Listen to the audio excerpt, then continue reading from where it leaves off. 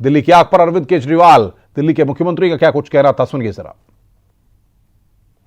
बहुत दुख की बात है, मैंने मैजिस्ट्रियल इंक्वायरी के ऑर्डर दे दिए हैं। एग्जैक्ट कॉज अभी तक पता नहीं चल पाया है, वो जांच के बाद पता चलेगा और जो भी दोषी होंगे उनको हम कड़ी से कड़ी सजा दिलवाएंगे और जो उनकी डेथ हुई है उनको सरकार की तरफ से 10-10 लाख रुपए का मुआवजा दिया जाएगा और जो घायल हैं उनका सरकार सारा इलाज करवाएगी और 1-1 लाख रुपए उनको।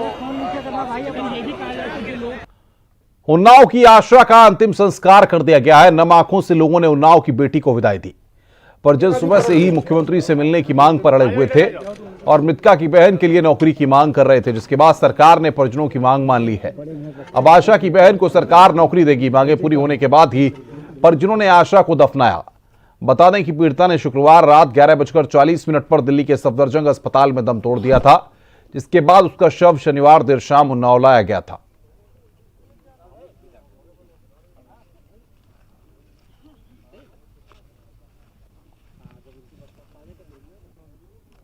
आप देख सकते हैं कि इस वक्त उन्नाव की बेटी का अंतिम संस्कार कर दिया गया है। इस दौरान इस बेटी को अंतिम विदाई देने के लिए योगी सरकार के कैबिनेट मंत्री स्वामी प्रसाद मौर्य, कमला वरुणानी समेत शासन प्रशासन के आला अधिकारी भी मौजूद हैं और साथ ही साथ इस गांव के सैकड़ों लोग भी इस दौरान अपनी इस बेटी और बहन को अंतिम विदाई देने के लिए इस मौके पर पहुंचे हुए हैं।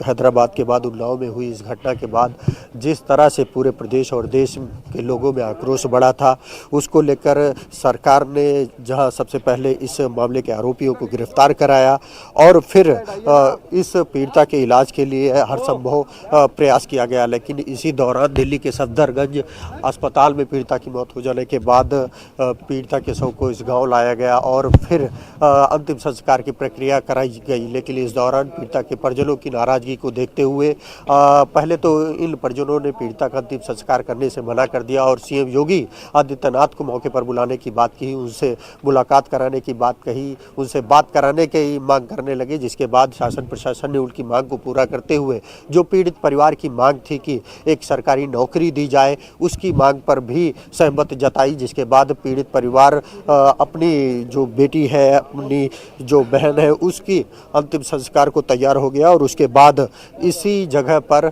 अपनी बहन और बेटी का अंतिम संस्कार के बाद परिवार अब जो सरकार द्वारा आश्वासन दिया गया है उससे संतुष्ट नजर आ रहा है, क्योंकि सरकार ने इस दौरान जहां 25 लाख की आर्थिक मदद के साथ प्रधानमंत्री आवास देने की बात कही है, वहीं साथ ही साथ पीड़िता की बहन को एक सरकारी नौकरी और पीड़ित परिवार को सुरक्षा के साथ आवश्यकता पड़ने पर सख्त लाइसेंस भी जारी किए जाने का आश्वासन दिया है। इस दौरान सरकार ने पीड़िता की आगे की भी न्याय की लड़ाई लड़ने का आश्वासन दिया है, जिसके बाद इस वक्त पीड़ित परिवार पूरी तरह से संतुष्ट नजर आ रहा है। कैमरामैन रवि गुप्ता के साथ राजीव प्रताप सिंह, न्यूज़ 18 उन्नाव।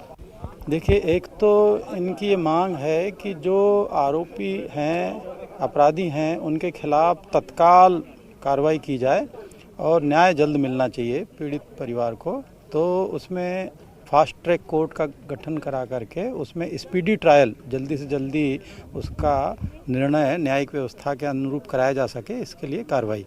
इसमें एक एसआईटी एडिशनल एसपी की अध्यक्षता में गठित करा करके 4 और अन्य पुलिस अधिकारी उसमें रहेंगे जो छानबीन करेंगे, पूरे साक्ष्य सबूत इकट्ठा करेंगे और सारा का सारा केस जो है जल्द से जल्द रिफ़र कर दिया जाएगा।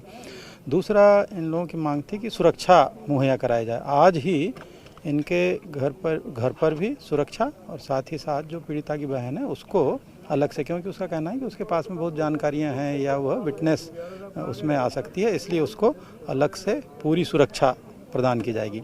इसके अलावा काफ़ी निर्धन परिवार है, गरीब परिवार है और इसमें इनको आवास की आवश्यकता हमें महसूस हुई, तो इनको आवास भी जो है प्रधानमंत्री आवास योजना के अंतर्गत मुहैया कराया जाएगा।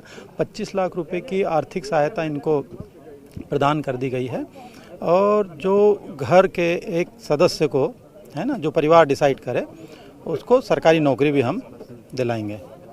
और इसके अलावा यदि इनमें से कोई परिवार का सदस्य मांगता है आत्म सुरक्षा के लिए, तो आर्म्स का लाइसेंस जो प्रक्रिया होती है उसको पूरी करा करके भी प्रदान कराएंगे। रुक रहे हैं यहां पर एक ब्रेक के लिए।